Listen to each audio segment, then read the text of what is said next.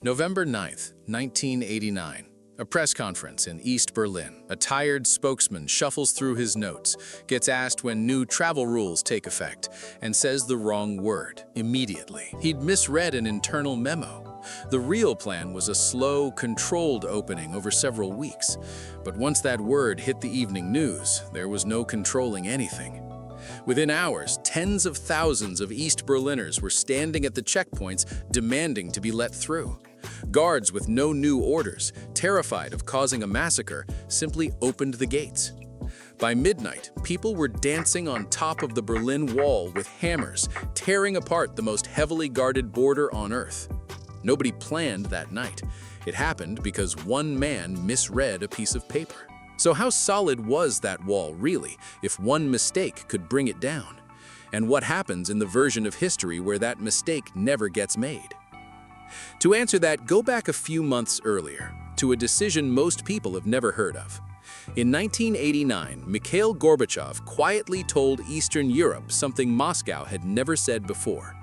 For decades, unrest in the Eastern Bloc had been answered with tanks. Hungary in 1956, Czechoslovakia in 1968. Now Gorbachev was saying, whatever happens in your country, we won't intervene. Diplomats nicknamed it the Sinatra Doctrine. Each country could do it their way. That single decision pulled the safety net out from under every communist government in the region, and the dominoes started wobbling almost immediately. Poland held partial elections that June, and the Communist Party lost badly. Hungary cut a hole in its border fence with Austria in August, and thousands of East Germans simply walked through it into the West. Here's the detail that usually gets skipped, and it's the key to the whole alternate timeline. Just 5 months before the wall fell, Chinese troops opened fire at protesters in Tiananmen Square. East Germany's leadership didn't condemn it. Several officials praised the crackdown as the correct response. The man running East Germany, Erich Honecker, had ruled with an iron grip since 1971, and by every indication was prepared to do the same thing if protests at home got out of hand. They did get out of hand.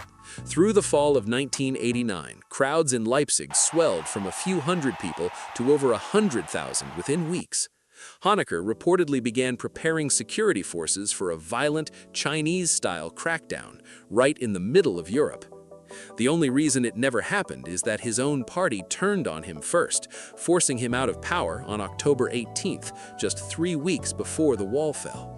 It was his confused, scrambling replacement government that produced the badly communicated policy behind that fatal press conference. Follow that chain closely because it matters. If Honecker survives that power struggle by even a few more weeks, he's still in charge on November 9th. No confused new policy, no press conference, no mistake. Instead, you likely have a leader who already praised Tiananmen Square, facing crowds even bigger than Beijing's, backed by the Stasi, one of the most thorough surveillance states in history. The odds of a crackdown instead of a celebration go up dramatically. Now stretch that forward. The Soviet Union was already collapsing on its own timeline by 1991, no matter what happened in Berlin.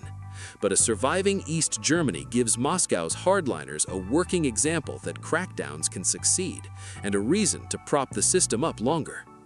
Reunification, which in our timeline happened in under a year, likely gets delayed by decades.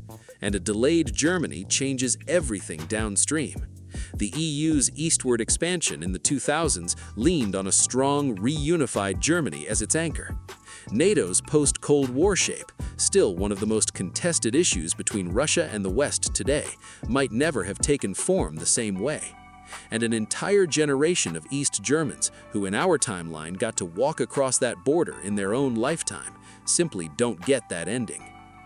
We like to tell this story as if the wall fell because the idea behind it had already died. In a broad sense, that's true. But zoom in close enough, and the actual night comes down to something much smaller and stranger.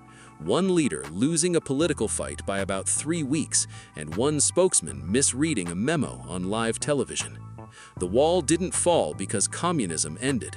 It fell because for one specific night, nobody left in charge was ruthless enough, organized enough, or in power long enough to stop it.